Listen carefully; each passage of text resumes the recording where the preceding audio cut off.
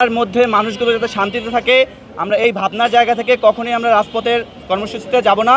তবে আমরা যদি আমাদের দাবি আদায় করতে হয়, আমরা সংশ্লিষ্ট মন্ত্রণালয় ঘেরাও করতে দ্বিতীয়বার ভাববো না, একবারই ভাববো। দ্বিতীয়বার ভাববো না, একবারই ভাববো। সময় নষ্ট করছে, মানে মনে হচ্ছে যে ওইখানে যে যারা আছে তারা রাবণ।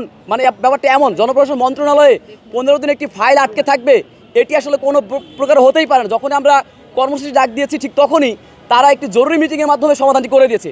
তাহলে এটি যদি কর্মসূচি দেওয়ার পরে করা হয়, আগে কেন করা হলো না? এই যে কালোক্ষেপণটি হচ্ছে, অর্থাৎ মাঝখানে শিক্ষা সিন্ডিকেট কিছু আমাদের ভুক্তভোগী করার জন্য, ভোগানোর জন্য যে তামাশা করছে, রং তামাশা বন্ধের চূড়ান্ত আলটিমেটাম আমরা দিচ্ছি যে এইগুলো করতে হবে।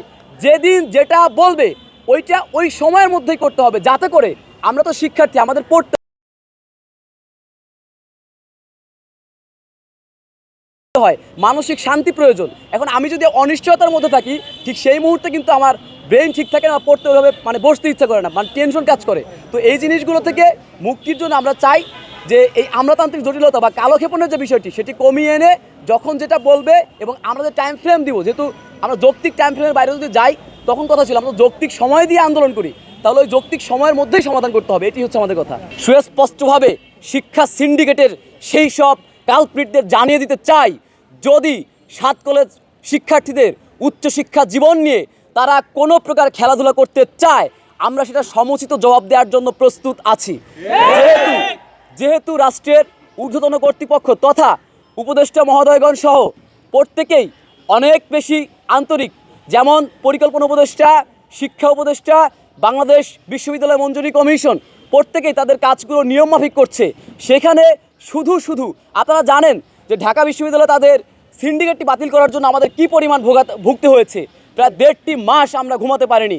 এরপরে আবার সেই অন্তর্বর্তী প্রশাসনের জন্য আমাদের এভাবে ঘুরতে হলো। এইসবের আমরা তীব্র নিন্দা আজকের এই সাংবাদিক সম্মেলনের মাধ্যমে জানাচ্ছি। আমরা সর্বশেষ এতটুকুই বলতে চাই, রাষ্ট্রকে আমরা সর্বোচ্চ সহযোগিতা করেছি। যেহেতু রাষ্ট্রের ভ্যাট ট্যাক্সের টাকায় আমরা পড়ি, আমরা চাই রাষ্ট্র অনেক বেশি শৃঙ্খলিত থাকুক, অনেক বেশি ভালো থাকুক। কিন্তু আমাদের শিক্ষা জীবনের টাকা চুরি করে যারা আজকে এই কলঙ্কিত শিক্ষা জীবন আমাদেরকে উপহার দিয়েছে, তাদের বিরুদ্ধেই আমাদের ভয়েস আগের যেমন ছিল এখনও তেমনই আছে। চূড়ান্ত সমাধান অধ্যাদেশ 1 মাসের মধ্যে যে টাইম ফ্রেমটি দেওয়া হলো, এর মধ্যেই অধ্যাদেশ জারি করে আমাদের এই উচ্চশিক্ষার সর্বোচ্চ মান নিশ্চিত করতে রাষ্ট্র বদ্ধপরিকর হবে বলেই আজকের এই সাংবাদিক সম্মেলনের মাধ্যমে প্রত্যাশা রাখছি। এই হচ্ছে যে জনপ্রশাসন মন্ত্রণালয়ের যে অন্তর্বর্তী প্রশাসনটি ছিল, সেটি আটকে আছে। আটকে থাকার কারণে যে প্রশাসক নিয়োগ দেওয়ার কথা আছে, সেই প্রশাসকটি আসেনি। প্রশাসক যখনই আসবে তারা বলেছেন প্রশাসক আসার সাথে সাথে তারা দিয়ে দিবেন, কিন্তু আমরা বলছি প্রশাসক আসার 7 দিনের মধ্যেই আমাদের এই ভর্তি কার্যক্রমটি কীভাবে কেমন হবে, রোডম্যাপটি দিতে হবে, মাস্ট দিতে হবে, এবং তারা সে অনুযায়ী কাজ করবেন।